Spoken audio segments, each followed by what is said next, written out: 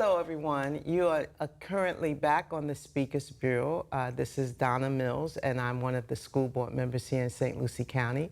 And for those of you that have never tuned into the Speakers Bureau before, we are here to give life stories of different people within our community that have made some good choices, and therefore they find themselves in pretty good places.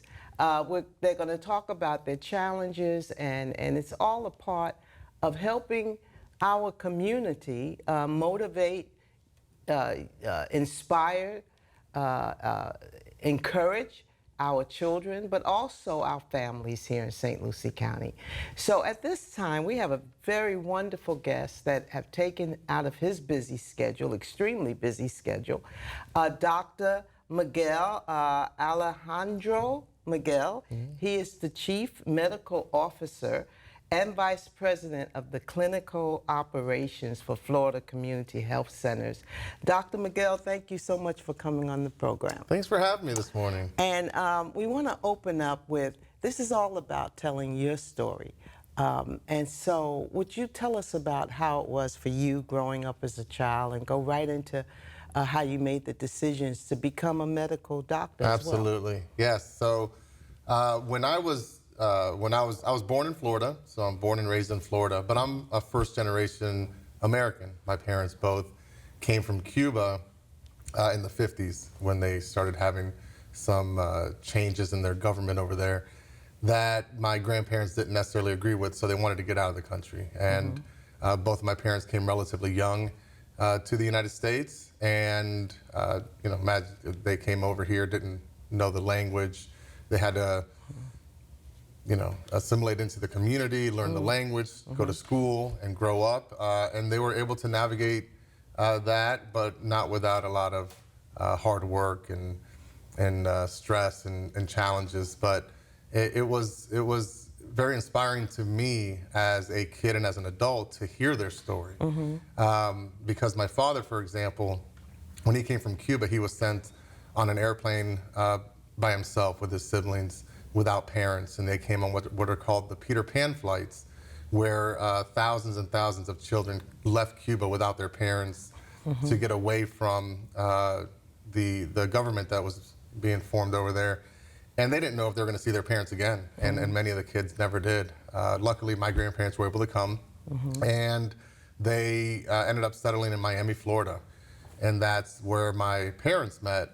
So my father's father, my grandfather, was a surgeon in Cuba. So we have a lot of medicine in our blood.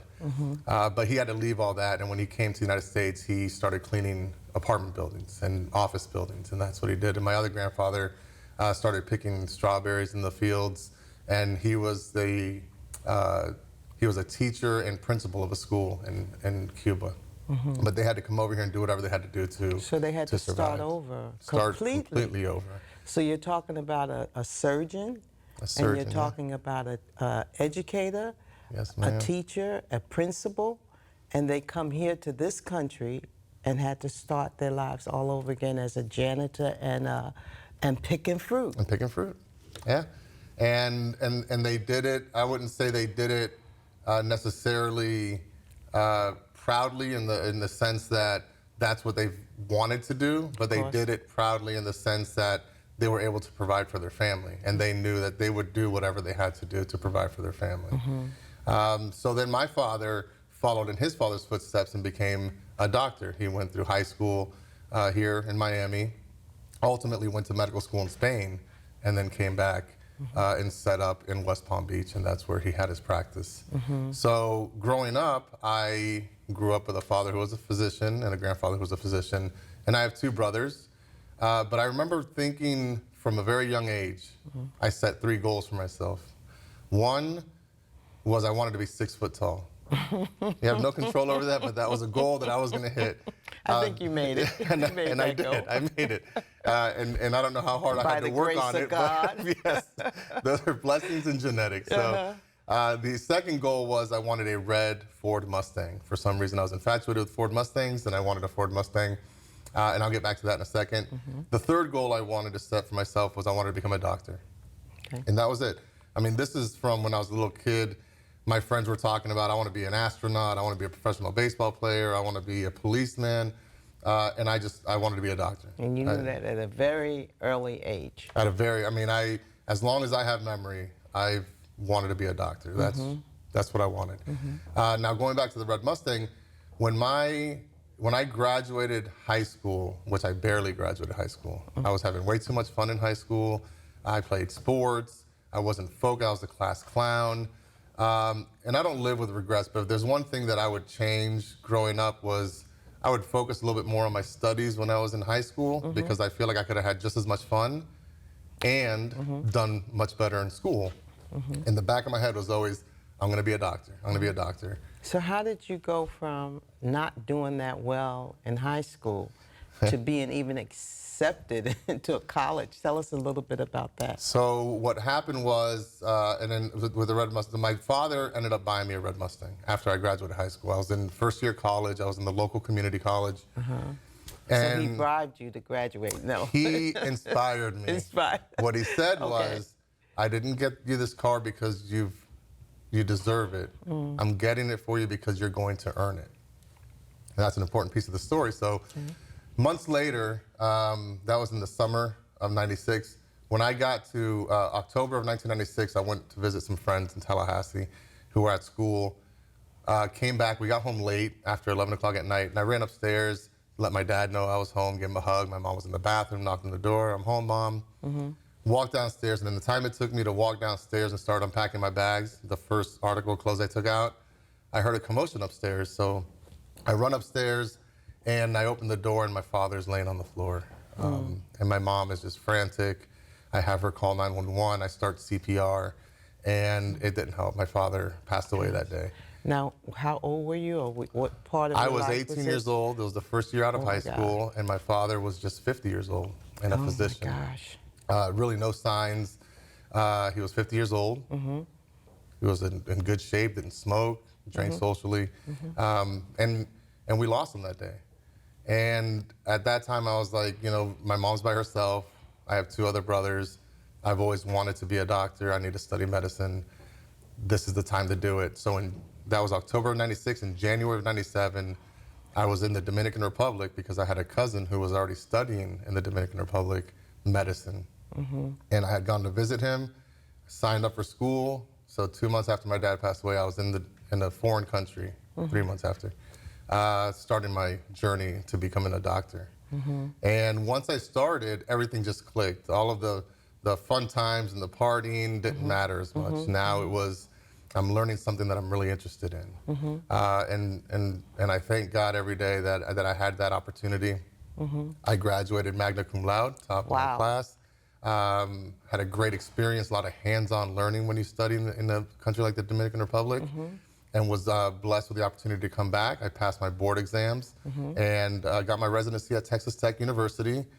That's what I was going to ask you, because you were in a foreign country, the Dominican Republic, and you came over here, and you had to go through just taking the exam, or did you have to do some classes? It becomes a little bit more challenging when you do try to come from out of the country if you're a foreign medical grad. I think one of the advantages I may have had was I'm a American citizen foreign U.S. grad. I mean, if I'm a foreign U.S. grad. So there's distinct challenges when you are born and study in a different country versus being born here and going to a different country and then studying here. Okay. When I graduated, all I had to do was pass the same boards that everybody in the United States has to pass. Okay. And once you pass those exams, then you apply for a residency, and then you go through a vetting process where they look at all the applicants, and then they select the ones that they want to extend interviews to, and then you go and interview, and if it's a good connection or a good fit, then you end up going to that program if you're lucky and if you're blessed enough. And I had the absolute blessing to be at Texas Tech, where I got to meet one of my mentors, and he was the program chairman of Texas Tech for the family medicine department. He was not much older than I am, but he had accomplished so much, and just such a smart, dedicated guy. His name is Peter Valenzuela. He's still working. He's a clinical leader in California now. But not only did he inspire me through my residency, but he also motivated me to continue my studies after medical school and training. So I'm still thinking about your father passing and how that triggered something in you to really get serious about your education. And even though it was so tragic, you did not take that tragedy and let it stunt your growth. You took it and let it propel you into what you wanted to do all your life. I did. I think when it comes to life in general, we're all going to be faced with very difficult times. Mm-hmm. And I guess the way I think Every last is one of us. every single one of us. Mm-hmm. Not one of us escapes it. That's From right. the richest of the rich to the poorest of the poor to no matter what country or state you live in, we're all going to go through very difficult times. Mm-hmm. When you're faced with those times, the way I see it is you have one or two things to do. You can try to beat it or it can beat you. Yeah. You know, and in those two avenues, you know, it branches out and there's different ways to go. But at that time, I tried to pick things that were going to motivate me, like my mother being by herself. Mm-hmm. And I can't not be a burden to my mother. Mm-hmm. You know, I have to be my own man now. Mm-hmm. And I hadn't been thinking like that beforehand because I had the comforts of having both my parents around. Mm-hmm. My father was the breadwinner. And we lived a relatively comfortable life. Mm-hmm. So after he passed away, everything that I always wanted to do since I was a little kid finally came to the surface, Mm-hmm. and it finally clicked. Everything that I had to do to achieve that goal. Well, you mentioned how we all go through our different challenges in life, and how we can either take it and build ourselves on it, or we can let it destroy us, one or the other. And I often talk to people about my own life, especially the kids, because I want them to know that no matter what you come from, no matter what your background is, no matter who tells you you'll never be anything, you can prove them wrong. And that was my thing. That was what motivated me, because I grew up in a very violent situation with my mom and my stepdad. And I had my own apartment when I was 16 years old, and continued my education. And it was just, you know, that's just a small part, but to mention today. But it's to say that no matter what we go through, I mean, it could be horrible times, we have to find the strength within ourselves to say, I am going to be what I want to become in life, and I'm going to put the work in it, because that's what it takes. You know, oftentimes I talk with children and they want to be this and they want to be that, and I say, well, are you putting the work in? Because that's what it's going to take. The moment you start putting the work in, you will start seeing your dreams come true, because as a little boy, it was a dream for you to be a doctor. It was my biggest dream. Yeah. But it took hard work. It took a lot of hard work. Yeah. And it's funny you mentioned proving people wrong. In high school, again, I was the class clown. I was kind of getting in trouble a lot. There was a point in time where my principal at that time told me, Mr. Miquel, if you keep this up, you'll never do anything in life. You'll never do anything with your life. Mm-hmm. And it didn't marinate in the back of my head and push me to do it, because I didn't need any more inspiration than just following in my father's footsteps and being there for my mom. Mm-hmm. But at the end of everything, it made me feel very good to know that, you know, that she was wrong Right. at that time. Right, exactly. But it is a lot of hard work. And I think And it she makes... said, if you keep this up. True. That was the difference. That was the difference. And if you would have kept that up, she would have been right. Right. You know, and life kind of changed that for me. And but it really had me focusing on what I love to do. And once you're doing what you love to do, you tend to throw yourself into it a little bit more. So once I was like involved in that medical school, You were ready. I was ready. I was a sponge. And that's important, to be ready. Now, you know, we talked about a few things, so I kind of think I know your answer to this, but I want to ask you this question anyway. Do you believe in second chances? I do believe in second chances. Okay. I believe in second chances, but I don't think that that's a blanket answer. Okay. You know, I think everybody deserves a second chance because I truly believe that not one person should be judged on the worst thing they've ever done. You know, everybody makes mistakes. And that's that whole throwing a stone in the glass house thing. How are we going to judge somebody else and hold them accountable permanently for something? And obviously it depends what they did. Without looking at ourselves first. And we've all made mistakes. So everybody deserves a second chance. But they have to, I would say they have to earn that right too. You know, if you're one of these kind of repeat offenders or somebody who's constantly messing up or messing with people, then you're less likely to get a second chance, and maybe you don't deserve it as much as somebody else. Of but course. If you're authentic and, you know, then yeah, absolutely. When did you consider yourself being a success? You know, that's an interesting question because I have felt that I have been successful multiple times in my life, and at the same time, I feel like I have yet to reach success. So you're still pushing. It's a pursuit. Okay. Because with every goal that I set for myself, and when I achieve that goal, that's when I consider myself a success. It has nothing to do with accolades. It has nothing to do with acknowledgement. It's, this is what I want to do, and if I get to it, and when I get to it, more like when I get to it, that's when I consider myself a success. But then, in retrospect, once you reach those little benchmarks, you can't be complacent. You have to keep pushing forward. You have to keep challenging yourself, establish new goals. So I feel like I've yet to get to where I ultimately need to be. Yes. So now, are you married? Do you have children? I am married. I am married to my beautiful wife, Tatiana. She's also a doctor. Okay. And she and I have known each other since first grade. We were not grade school or high school sweethearts, but we've known and grew up with each other. Our families knew each other. Okay. And then after we both became doctors and we're doing our training, we both came home for a Christmas vacation. And then it all just connected and made sense. And you have And how we have many children? 2 children, 2 boys, a 10-year-old named Luca and an 8-year-old named Leandro. Okay. Now, do you live in St. Lucie County or surrounding counties? I live in Palm Beach County currently. Okay. I'm in St. Lucie County quite frequently because we do have 15 health centers.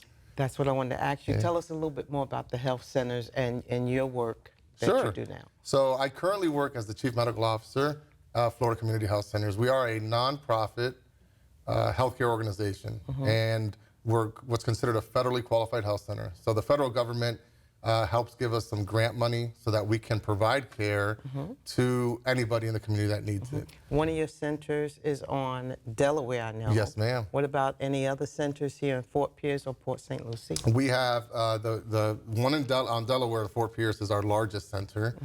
We have dentistry, adult care, pediatrics. We have a pharmacy. We have infectious disease specialists there.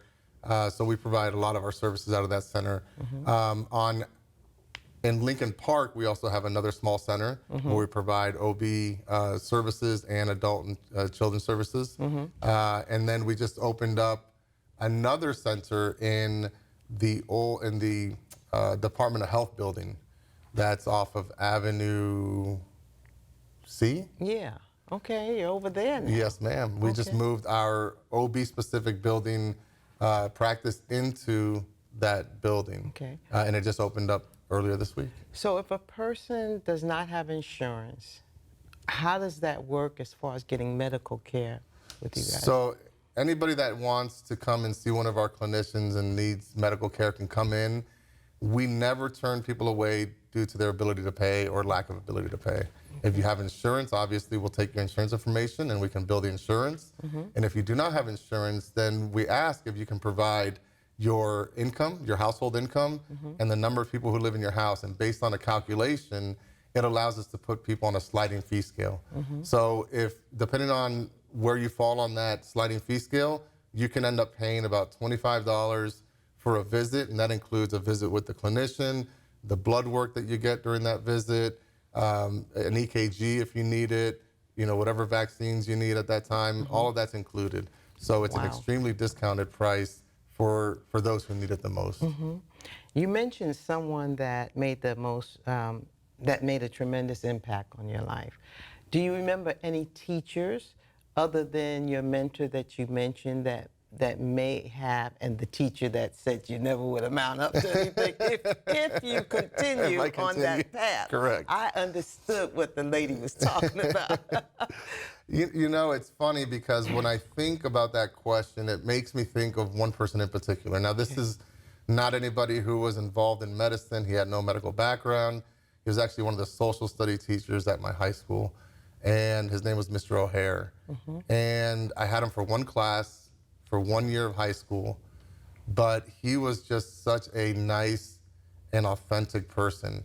And when all other teachers kind of discarded me because I was a class clown, and I wouldn't say gave up on me, but kind of just like, oh, he is what he is. Mr. O'Hare believed in me. He believed. He knew that there was something more to me than just a class clown. And he wrote this like nice little note in my yearbook one year. And that's the one person that just stays in my mind after all these years. Yeah. Just somebody who I think believes in you. that's a tremendous thought there of what that one person who inspired you was because they were kind and they believed in you. Yeah. Regardless of how your behavior was, they believed in you. He saw it. He saw it in me. Yeah, that's great. Now, I know there's people out there that are really going through life, worst of times. As you and I both mentioned some areas that was really pretty bad in our own life. How do you make it through the worst of times? Personally, what do you do and I know this kind of, sometimes we just go into like auto, but what is it that helps you to get through those worst times? I would say one of them is I would do a disservice to my family and my parents if I didn't continue to fight and push forward. I look at my journey versus what my parents had to go through. And I'm like, if they can go through what they went through to provide us a better life, then I owe it to myself and to them to continue to fight hard to make that life for myself and for my kids and the next generation. It's out of respect to my parents and their journey. And also the fact that we know that things start and things end. You know, so regardless of how difficult a time you're going through right now, those difficult times will stop and things are going to get better. And you just have to know that that is a fact. It's true. So you know there's going to be an end to it. You don't know when it's going to be, but you have to be an active participant. You know. And you mentioned your parents several times and how you looked to what they went through and how they continued and was able to get through. And there are parents out there who may not realize just how important their actions are and what their children see. Can you address and speak toward that a little bit? Yeah, I think it's funny because I get to experience it as the child and now as the parent. One thing that I always think about are all these talks that we got from our parents and all the verbal lashings that we got out, and as a kid how we would mock them, you know, privately to ourselves and mimic them yelling at us. And then as you get older, you start realizing all these things are just true and that they were for your own good and for your benefit. So now as a parent, I sit here and I see how my kids watch me. I see how my kids mimic the things that I do. And I have to be a good example for them. I have to live my life in a way that will create the next generation of our family along the same kind of lines of who we've always been. And just modeling and being an example for that generation is what I try to do. We are almost at the end of our segment here. That was fast. Yeah, I told you it goes really quick once we start talking. But I do have a couple more questions. Sure. And one of them is, what is a skill that you would like to learn and why? Something that you're not doing right now, but you've always wanted to do. You know what I've always wanted to do and I've never gotten around to doing? I want to learn to play the guitar. Okay. I feel like I'm very music's big in our culture, in our family. So I always have the music in me. I'm a horrible singer, so don't ask me to even belt out a So note. that'd be a way that you But can I sing can through the participate guitar. without singing. Okay, maybe one day you'll meet that goal, right? I hope so, yeah. Dr. Miguel, what advice would you give someone that's going into a leadership position for the first time? Advice I would give them is to be confident but humble. You have to trust what you know and what you've learned, but never think that there's nothing else to learn. You know, you learn as a leader that some of the biggest lessons you'll learn, or some of the biggest teachers that you'll have, are the people that you supervise, that are under you. You know, just be willing to continue to soak up information, because no matter what level of leadership you're in, how long you've been in there, there's always something new to learn. And what are you personally doing to ensure you continue your growth and your development as a leader? What I try to do is surround myself with people who inspire me and push me. I want to have the next level of leader underneath me be better than I am. And it may sound crazy, but you almost want people who make you nervous about your own job, because that's how good they're doing their job.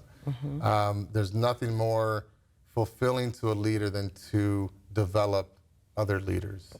And if I can surround myself with people who are high functioning and dedicated, it just makes me a better person, because I can continue to learn from them. So true. And you said you're a forever learner. And I think that's extremely important, that we, no matter how old we get, that we don't be that person who I know everything there is to know.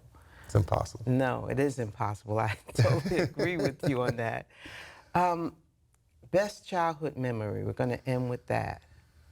Oh, the best childhood memory. So I think one of my favorite childhood memories it ties into me today, and that's just everything that I did when I was younger, when it was community service for school, or a lot of times on weekends to pass the time. I would spend time with my dad, and we would go either to do rounds in the hospital on the weekends, and I wouldn't go in the patient's rooms with him, but I'd stay out in the hallway. But I would go down the hall with him as he went in and out of the patient's rooms. I would spend afternoons and days at the office stuffing envelopes, thinking that I was doing something. And even going to the nursing home with my dad and taking the staff cookies and stuff over the holidays, but then visiting the residents of the nursing homes. I felt like I was a mini doctor at that time. Oh, great. And it was just really, really happy memories. Thank you so much for coming on the program. We're Thank at you. the end of our segment, but your story is incredible and very inspirational. Thank you. It's not something, people look at medical doctors, they say that's something so far to reach and it's so impossible and you have to be so whatever. But you let us know today that anyone can obtain their goal if they work at it and they believe in themselves and are determined to do it. Yes, ma'am. And that changed your whole life. My whole life. Yeah. Thank you so much. And I'm Thank so you. glad you did make the right decision. It was my pleasure. Yes, so am I. At being the class clown. Yeah. Thank you, Dr. Miguel. Thank you.